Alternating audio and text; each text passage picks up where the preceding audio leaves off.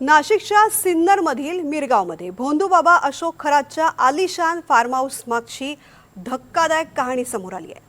तुर्कस्थानमधून furniture मागवण्याच्या नावाखाली पुण्याच्या व्यावसायिकाकडून तब्बल 2.5 कोटी रुपये उकळल्याचा आरोप करण्यात आलाय। इतकंच नाही तर मृत्यूची भीती दाखवत जबरदस्तीनं पैसे उकळल्याचा गंभीर आरोपही समोर आलाय। अखेर या भोंदूबाबाच्या साम्राज्यामागचं सत्य काय? खराच्या ब्रह्मसदन या 13 कोटींच्या दगडी महालाचा आढावा घेतलाय आमचे प्रतिनिधी सुनील दवंगे यांनी। पाहूयात।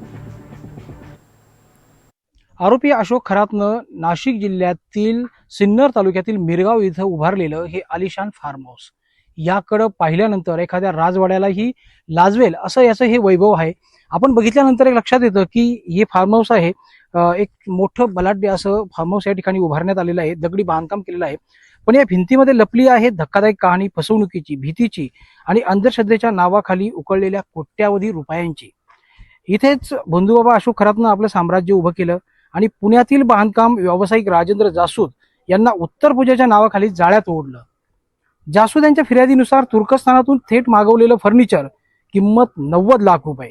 फक्त एवढंच नाही तर सागवानी लाकडासाठी आणखीन 29 लाख रुपये आणि या संपूर्ण फार्म हाऊसचं बांधकाम, इंटेरियर आणि सजावटीसाठी तब्बल 2.5 कोटी रुपये उकळल्याचा गंभीर आरोप त्यांनी केलाय। हेच ते ठिकाण आहे जिथे भीतीचं नाट्य रंगवलं गेलं।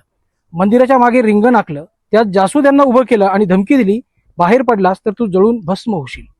इतकंच नाही तर तुर्कस्थानचं फर्निचर बसवलं नाही तर मृत्यू अटळ अशी थेट जीवाची भीतीच दाखवत लाखो रुपये उकळले।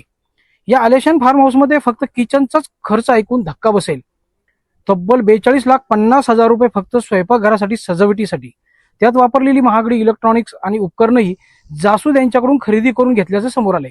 प्रकरण एवढ्यावरच थांबलं नाही। अवतार पूजा, परदेशी वारी, अमेरिकेतील उपचार या सगळ्यांसाठी पैसे उकळल्यानंतर उत्तर पूजाचं आमिष दाखवत आणखीन 1,11,00,000 रुपये उकळल्याचा आरोप जासूद यांनी केलाय।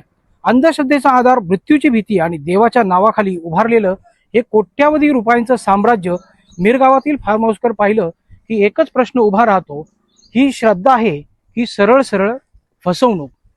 मिरगावातील एका ग्रामीण भागामध्ये 13 कोटी रुपयाचा हा दगडी महाल पाहिल्यानंतर माणसाच्या मनात एकच प्रश्न उभा राहतो, तो म्हणजे एवढं मोठं साम्राज्यासाठी भोंदूबाबानं काय शक्तीपणाला लावली असेल, कसं लोकांना ठगवलं असेल, याची खरंच चौकशी होणं गरजेचं आहे।